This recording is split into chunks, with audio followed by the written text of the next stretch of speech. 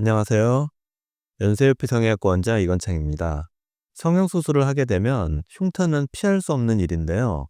오늘은 흉터를 최소화하기 위해 바르는 흉터 연고의 원리와 올바른 사용법에 대해서 말씀드리겠습니다. 실리콘 성분으로 된 흉터 연고나 시트의 효과는 1980년대부터 소개되기 시작했는데요.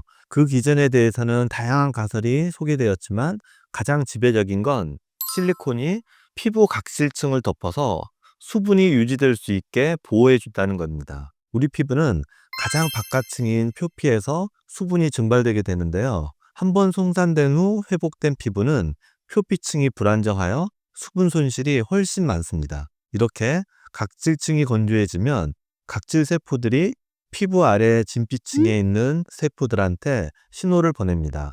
과도하게 콜라겐을 생성하도록 유도하는 것이죠. 한마디로 지붕이 불안정하니 뼈대를 더 세우는 것입니다.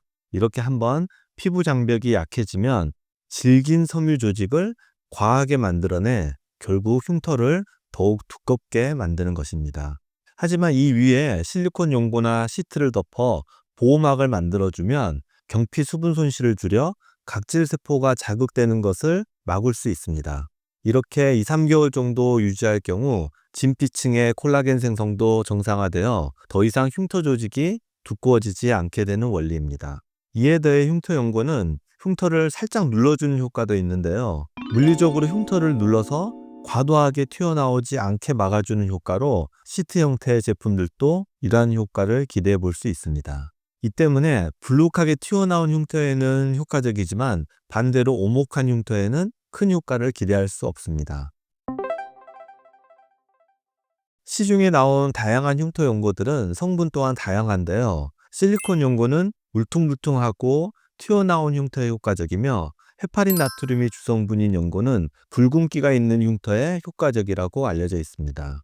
이 외에도 양파 추출물이나 비타민 E와 같은 항산화 물질이 들어있는 연고도 있으니 의료진과 상의하여 흉터에 맞는 적절한 연고를 사용하는 것이 좋습니다. 무엇보다 중요한 건 흉터 연고를 사용하는 시기입니다. 흉터가 생긴 지 1년 이상 지나 이미 과도하게 생산된 흉터에 연고를 사용하는 것은 큰 효과가 없습니다. 연구 결과에 따르면 증식기 단계부터 흉터 관리를 해주는 것이 그 이후 단계인 성숙기 단계에서 사용하는 것보다 흉터 억제에 더 효과적이라고 합니다. 수술 이후라면 송압사를 제거하고 딱지가 떨어진 이후 진물이 나지 않을 만큼 아물고 난 후, 즉 수술 후 대략 3주 후부터 사용하는 것이 적절합니다. 흉터 연고를 꾸준히 사용하는 것도 정말 중요한데요. 최소한 2~3개월은 사용해야 연고의 효과를 볼 수 있다고 알려져 있습니다.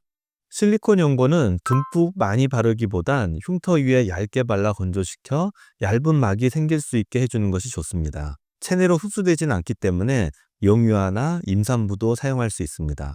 흉터 연고 사용만큼 중요한 것은 자외선 차단입니다. 흉터의 착색을 막기 위해서는 자외선 차단제를 같이 사용하는 것이 좋고 요즘에는 자외선 차단 효과도 있는 흉터 연고나 시트도 있으니 이를 사용하는 것도 방법이 되겠습니다.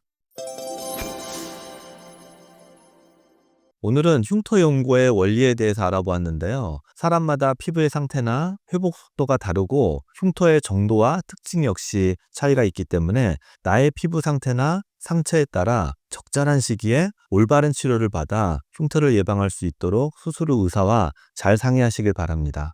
감사합니다.